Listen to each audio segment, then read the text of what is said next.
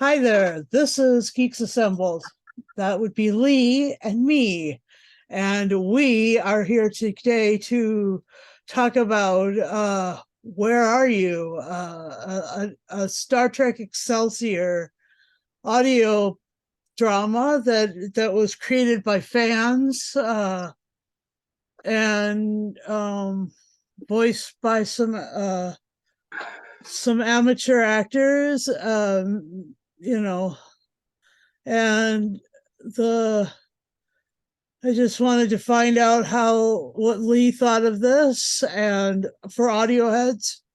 And I don't know, not exactly personally not exactly thrilled by this, but I'm going to pass it off to Lee and find out his understated take on this whole thing. Well, Hmm. Starship Excelsior, there you are. There you are. Pilot episode. Hmm. 1 hour and 10 minutes, I think it was. Yeah. Um, God, how dull, boring. Oh, But they've made loads more of these. yeah. They might improve, They but might. to have this as a pilot episode, wow. Um, just it's just talking, talking, talking. Yep. And then you've got narration what you don't need. um it only sort of for me it only started to pick up a bit within about 50 minutes of the story, Yeah. when the when 10 the minutes Excel from the end. when the Excelsior was leaving the dock and going out into space. Yeah. um that's when it sort of picked up for me. um I know it's fan made, but please, if you're going to do a fan made drama, get some people what can act, Yep. because you can tell they're just reading it off a sheet of paper. Yep. No emotions in the voices, No. just bland dialogue. Yep. No emotion, no reactions to anything. I know they're not professional actors, but if you want to make something like this, you've got to do something like that. Right. I mean, for crying out loud, we have William Shatner in this world, Mm, and they call like intense overacting Shatnering. So yeah, I mean, if you're gonna do a thing, you might as yeah. well overact. I mean, Jesus, right? And there was, yeah, and there was. I mean, what was the story about? I mean, it was called There You Are, but what was the story about? It just, I mean, they found a stowaway in the last 5 minutes of the Yeah. audio, who was it a commandant's son or something like that? Uh-huh. A commodore's son. Um, Before that, there was an alien fleet officer who stays away in his room, all darkened room and all like that. And Yeah. I don't know. It was goddamn awful, to be honest. Yep. I mean, and as I said, they've done quite a few of these dramas. They're all there, available to listen to. Yep. I don't know. I was looking forward to this, but seeing as this is the pilot, it's really put me off listening to any more of these.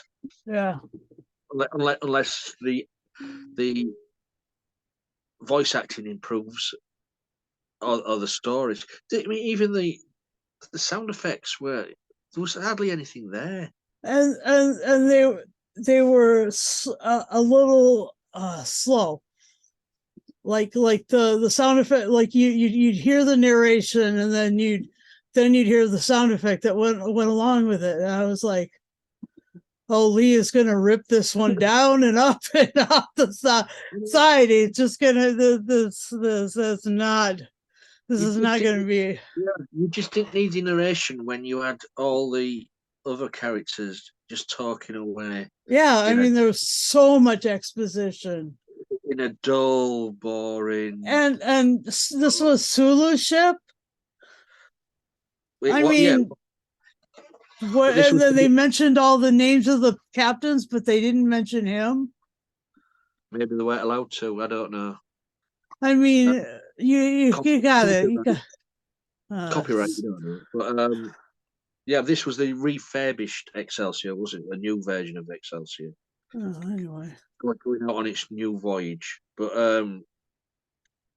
yeah, I just didn't understand. I mean, I've looked at all the other episodes, and they're all about 40 minutes long. Yeah. Okay. So they might have learned from this pilot episode to cut it down, because it was just you talk, talk, talk, talk, talk. Well, where's the story? Yeah. Where's the drama? Yeah. Was it okay? Yeah, we've got a female captain. I'm fine with that. Was it Captain Cortez? Yeah. Captain Cortez. Yeah, I'm fine with that. But I don't know. I just But she was nowhere near Janeway, and she wasn't.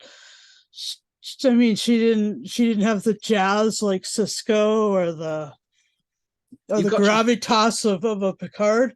you've got There's so many ways you can play.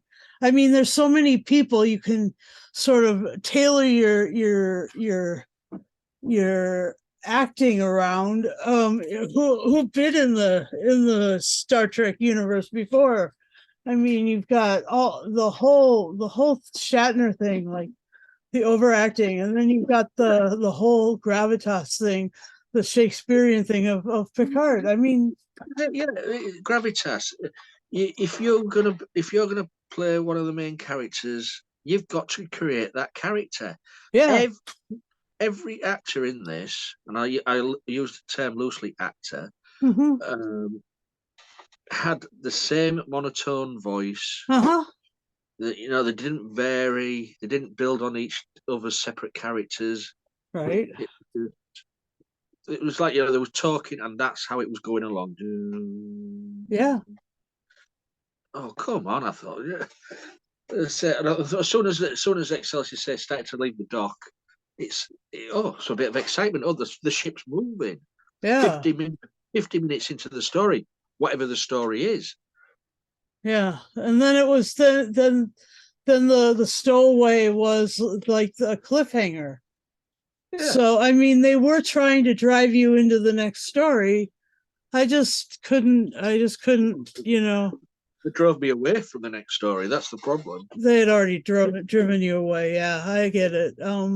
The there was a there wasn't a lot of complication. They didn't need that much exposition. I mean, we've all heard of what engineering does. We've all heard of what, the scientific team does, what medical team does. We all know what the what parameters the admirals have, like, lay out for captains on their trip. I mean, there's just so many of those like things that you could pinpoint where these things were, where these things were like over expositioned, over talked about. I mean, you didn't if Star Trek hadn't been, by the time of these were written and produced in, like, what was it, 2015 or something, 2014. This one was, I think it said somewhere 2007. Oh, 2007. Okay, anyway, you've still got a lot of Star Trek before that, and so I think the only thing that you didn't have up to that point is Star Trek Enterprise. And so, I mean, you've got Voyager, Deep Space Nine, The Next Generation, and the original series. and animation. So you've got quite a bit of Star Trek prior to that, and then you're but you didn't need all the exposition to talk about what these crewmates were up to, because there wasn't there it didn't diverge that much from the original. But From no, because there was just on the ship what was docked, Yeah, uh, ready to leave the dock. or getting ready, and like, so Yeah, you knew that the engineering would be doing this thing and that thing and that yeah. thing. You didn't need somebody talking about it. Anyway, I knew the narration would make you a little eh. And Either, either you go down the narration route or you go down the acting route. And for me personally, I prefer the acting route yeah, because if narration, I'd rather read a book right, okay, myself than listen to narration. all right. But yeah, d- well, you may know more than me, but is this audio series well loved by the Star Trek fans? I don't know. This is actually like my first time discovering them. Yeah. So I don't know. Nobody's talked about it. I mean, there was. Let me tell you this. When I was privileged a couple summers ago to really spend a lot of time uh, talking with and hanging out with Trekkies and on the Sid Alexander Siddig's Oh yeah. Great. um, his Zoom calls. You know, they were all writing their own fan fiction. They were writing a lot of stuff for Bashir and Garrick and the further stories of Deep Space Nine, and they were involving Armin Shimmerman and who is himself teaching Shakespeare.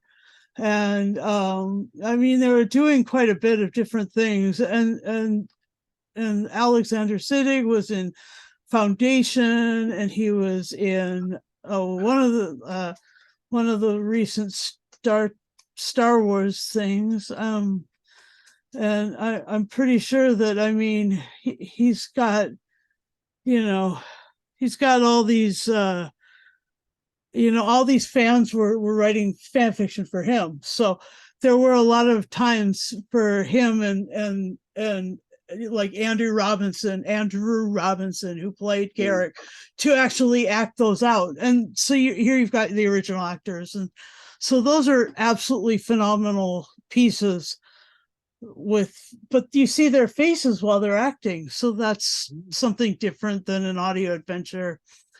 uh this one, I didn't know any of the actors. So I assumed they were all fans. I didn't know the directors or the writers, so I assumed they were fans.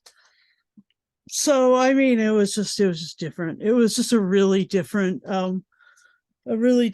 group of of people involved.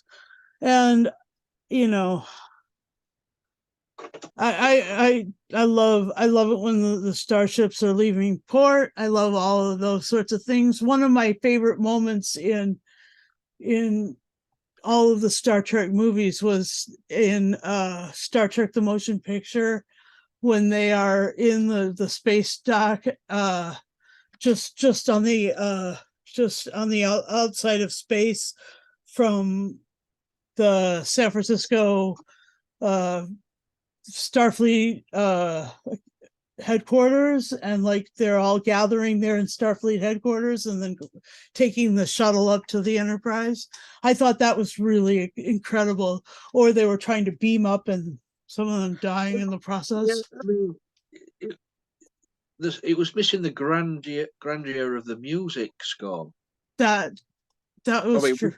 when you're leaving the port, or you've got the giant ship leaving, you need some big sort of music. Yeah, Um, I know, as I said, I know it's fan made, yeah. and the most we haven't got the money to produce something what's 100%, um, you know, Trek verified and stuff like that. But You don't need to have the Trek music to. You No, just need some music no, to make it sound good.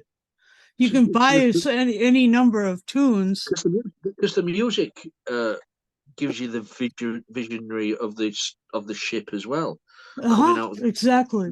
Precisely. Here, Susan. It was Just a moment. I'm yeah, we're doing stuff. So yeah. yeah, it was. I don't know. I don't think I didn't think that you'd like it too much, and I I mean, struggled with it myself.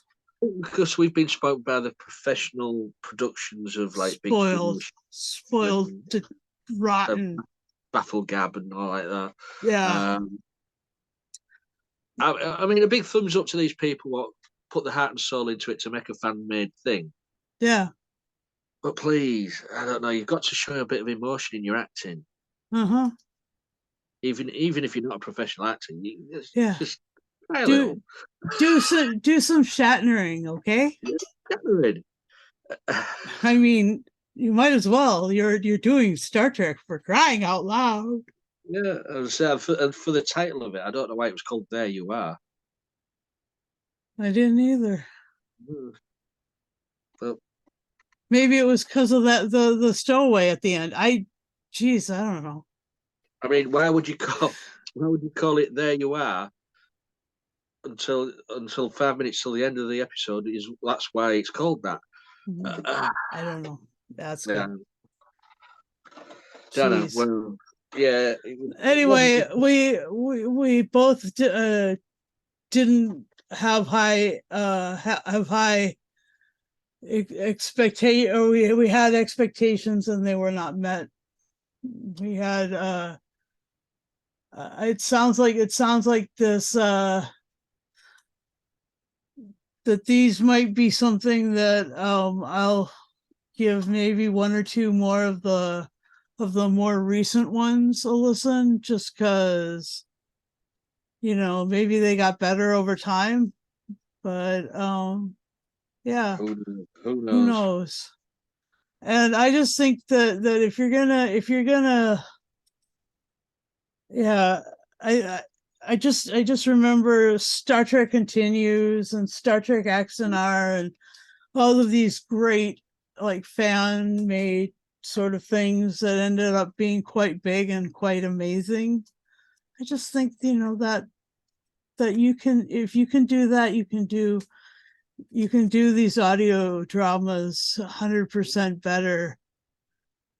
It just you just have to work a little at it and I mean, overact a little at it. yeah, for me, it failed on the writing, the acting, the production. Well, right across the board, really. Huh. All right, so what would you give it out of 10? I feel really bad because I know, as I say, it's a fan made thing. It's not a professional thing, and they mostly thought they was producing something good here for the other fans. Yeah. Uh, I'm sorry, but it's a one. Oh, Frankie. And for an hour and 10 minutes of just chit chat. Sorry, it just didn't do it for me. As you say, it might improve as the series goes along, but to start this off as the pilot episode, I think they didn't hit the ground running with this for me. No, nah. But I won't go that low. I'll give it a 5 because I mean I didn't fall asleep in it. Didn't I nearly want did. I nearly did. okay, but I didn't fall asleep during it, and I have once in a while fallen asleep during boring stuff, and so it wasn't that boring, but it wasn't all that in a bag of chips, that's for sure. Just didn't grab you. But we have a very low score on this, Lee, and I'm sorry, but And if the creators of this audio series do eventually watch this, I'm sorry. Yeah. I'm sorry. I know it's a fan made thing, and you've put your heart and soul into it, but everything about it just didn't gel. Yeah. And we have high expectations. We are spoiled because we have listened to the best. I mean, even I don't think you gave the Stargate episode that we listened to that lowest score. I think you gave that a 4 or a 5. Yeah. And so I think that actually this is the lowest score you've ever given any audio adventure that we've listened to. Yeah, most probably. Yep. So And I hate doing that because I love know. my audio drama. I know. I get it. Lee. Anyway, geez. Well, we have been audio heads, and if you'd like to join us, if you have arguments against this, the way we rated this, please join us. Share your opinions. Either write it in the comments below, or share it and write all over your post, or join us and argue your case with us in person in our Zoom meetings. And all you got to have is a device and a camera and a microphone, and we love to have you be 18 or over, because sometimes we can watch stuff and listen to stuff that's a little bit on the adult side of things anyway. And we just wanted to encourage you to maybe select an Excelsior adventure later on in the series. I don't know. And also, if you're watching this and you want to know that we're producing more stuff, if you'd like to know when we drop new videos, hit that bell notification, and we will let you know. We'll have a notification on it, and we would encourage you to share it widely. Thanks for your subscription, and have a really great week. I don't know. Space and whatever frontier you want to go to. I did like that is the one thing I liked. Okay. Yeah, live long and prosper, Lee. You did it, kind of. Oh, and yeah.